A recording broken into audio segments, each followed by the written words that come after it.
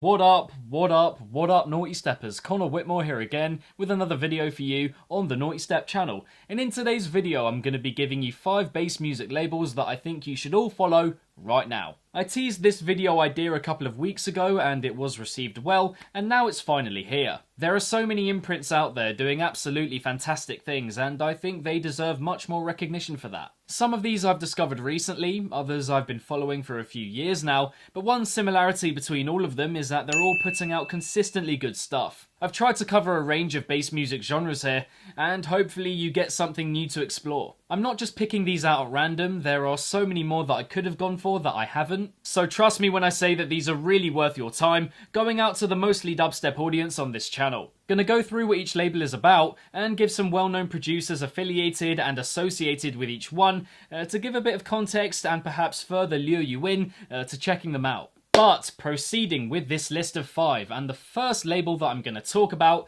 is Quality Goods Records, a seriously underrated one in my opinion, considering the quality on show in many facets of this collective. I was originally loving pretty much all of their ideas that they were coming out with when they launched a few years ago. Haven't been big on a lot of them recently, however, the production quality across the board is pretty much always insane, irrespective of whether I'm enjoying the ideas quite as much. Something so important I feel for trap music, with the percussion being so prominent in it. They've brought some really good producers much further into the bass music limelight in that time, thinking of Ian Monroe, John Casey, Chris Shan, Roman Silva, S-Fam, and so many more. They usually do singles, EPs, but also compilations, which are particularly good listens, especially if you want to have a kind of a showcase of different kinds of trap. Those compilations are really good for that. They have a couple of those every year. And also, lastly, the artwork is some of the best I've seen in bass music full stop. The graphics are fantastic, the colours are amazing, and I think it really perfectly represents effectively what the music is about. So yeah, that is Quality Goods Records. Give it a follow. And in terms of some well-known musicians affiliated with QGR, then I think of Uzi, the founder, Eliminate, obviously of Disciple fame, Oski, and Hydraulics. Secondly, one of the best things I did recently for expanding my bass music taste was following the Meth Lab agency.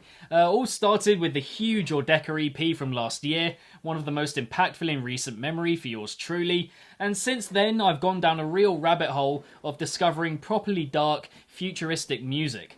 A lot of soundscape kind of material on here, scenic, profound, industrial, the kind of stuff that I think you would associate with a movie like Inception.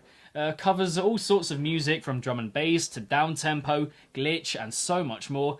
Just overall really impressive, leaves a real mark on you, and transports you to another world. And in terms of some well-known musicians that I would affiliate or associate with Meth Lab, then you've got Current Value, Ordeca, who I mentioned earlier, Mad Zach, No Clue, and Sub Yao. Following on from there, now you may have seen from me a couple of days ago, if you follow me on Instagram or Twitter, that I said that I think 2019 is the year of house music, and that is thanks in large part to the Gold Digger label. A close second at the moment for me to Confession, but I wanted to make this video more about unknown labels, so I've gone for Gold Digger as opposed to Confession.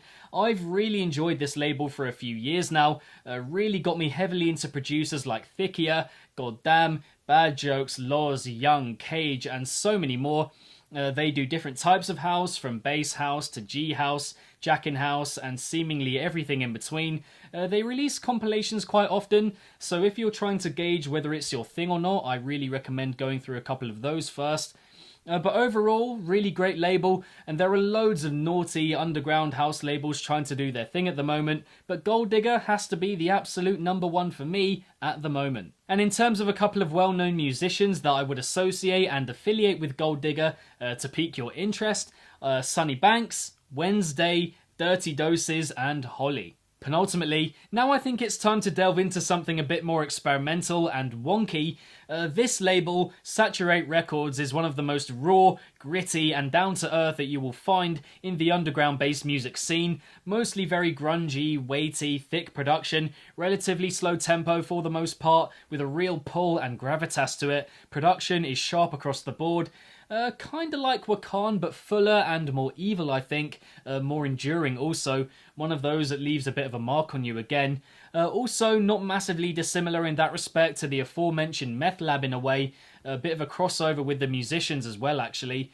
But the difference there, I'd say, is that Saturate Records is more concentrated, earthy, and primal, less atmospheric and wide-reaching.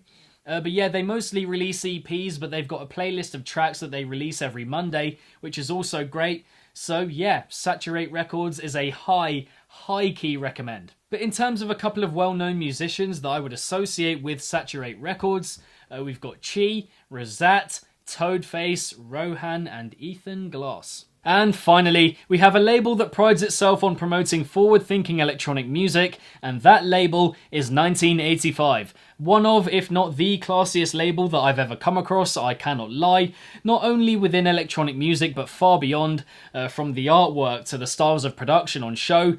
Even the title of the label is fucking cool.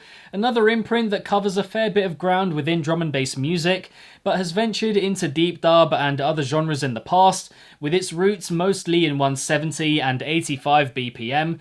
A very long-lasting feel to this music, also very to the point, which is quite an interesting juxtaposition, but it means that it always hits a certain spot, thanks in part also to the insane production quality across the board.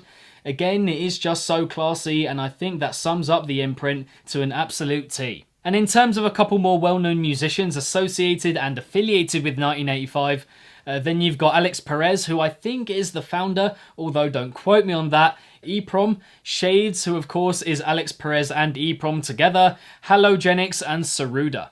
And so there we have it, guys. 5 bass music labels that I think you must follow right now. I hope you enjoyed it. But what are some other bass music labels that you think people should follow right now? Preferably underground ones. Those that are perhaps a bit underappreciated and underrated. Let me know in the comments below. If you enjoyed this video, then be sure to give it a big old thumbs up and subscribe to the channel if you haven't already. Hit the notification bell along the way so you can be notified whenever I upload a new video to the Nawtystep channel, and my social media accounts are in the description box down below. For some other top 5 or top 10 videos on the channel, then check out the link next to my head somewhere. And lastly, if it's naughty, then you know, guys, so be sure, as always, to keep it naughty and stay safe. And I shall see all of you legends in the next one. Peace out.